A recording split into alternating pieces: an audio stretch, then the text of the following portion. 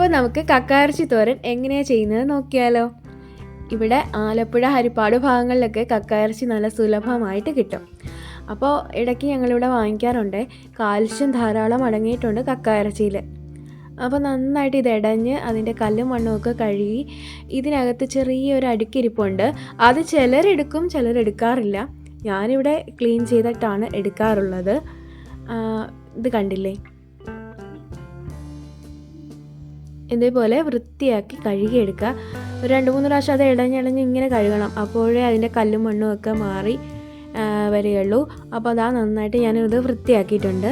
ഇനി നമുക്കിതിലേക്ക് മഞ്ഞൾപ്പൊടി, കുരുമുളക് പൊടി, ഉപ്പ് ഇത്രയും കൂടെ ചേർത്തിട്ട് നന്നായിട്ടൊന്ന് തിരുമ്മി യോജിപ്പിച്ച് നന്നായിട്ട് അതൊന്ന് പുരട്ടിയെടുക്കണം. അപ്പോൾ മസാലയെല്ലാം കൂടെ ഒന്ന് പുരട്ടി അതിനകത്തുനിന്ന് ഊറി വരുന്ന കഴിയുമ്പോൾ തന്നെ ആ വെള്ളം വരുന്ന കണ്ടോ.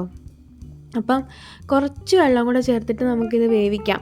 വലിയ കക്കയിറച്ചിയൊക്കെ ആണെങ്കിൽ നമുക്ക് കുക്കറിനകത്ത് വെക്കേണ്ടതായിട്ടുള്ളൂ. ഇത് ഞാൻ കുക്കറിനകത്തൊന്നും വെക്കുന്നില്ല. ഇതിനകത്തുനിന്ന് തന്നെ ആ വെള്ളം ഊറി വരും. പിന്നെ കണ്ടില്ലേ, കുറച്ചൊരു ലേശം വെള്ളം കൂടെ നമ്മൾ ചേർത്തിട്ടുള്ളൂ. അതിൽ നിന്ന് തന്നെ വെള്ളം വന്നോളും. അപ്പോൾ വേവാനുള്ളത് അതിനകത്ത് തന്നെ ഉണ്ട്. അടച്ച് വെക്കേണ്ട, അതൊരു സ്മെല്ല് വരും കേട്ടോ. ഈ കക്കയിറച്ചി അടച്ച് വെക്കുമ്പോൾ ഒരു വേറൊരു ഇത് വരും. അതുകൊണ്ട് ഞാൻ അടച്ച് വെക്കുകയാണ് വേവിക്കുന്നത്. ഇതിനായിട്ട് ഞാൻ കൊച്ചുള്ളിയാണ് കൂടുതൽ എടുത്തിരിക്കുന്നത്. ഒരു 3-4 കഷ്ണം വെളുത്തുള്ളിയും പച്ചമുളകും കൂടി എടുത്തിട്ടുണ്ട്. ഇനി നമുക്ക് ഇത് വഴറ്റിയെടുക്കാം. ഉപ്പ് ആദ്യം ചേർത്തിട്ടുണ്ട്. അത് സവാളയും ആയാലും ഉള്ളിയൊക്കെ ആയാലും എണ്ണ ചേർക്കാതെ നമുക്ക് പെട്ടെന്ന് വഴണ്ട് കിട്ടാനായിട്ട് ലേശം ഉപ്പിട്ട് കൊടുത്താൽ മതിയേ.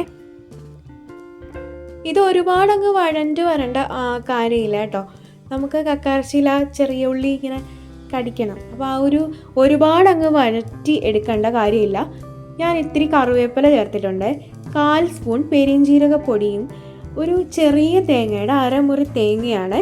അപ്പോൾ അതുകൂടെ ചേർത്തിട്ട് നമുക്കൊന്ന് ചിക്കി തോർത്തിയെടുക്കാം.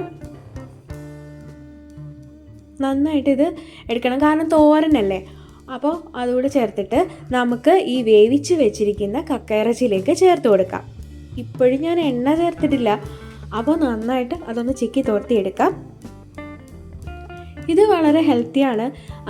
വളരെയധികം ഹെൽത്തി എന്ന് വെച്ചാൽ ഞാൻ തേങ്ങ കുറച്ചേ ചേർത്തിട്ടുള്ളൂ. പിന്നെ കക്കയിറച്ചി എന്ന് പറഞ്ഞത് കാൽഷ്യം അടങ്ങിയിട്ടുണ്ട്.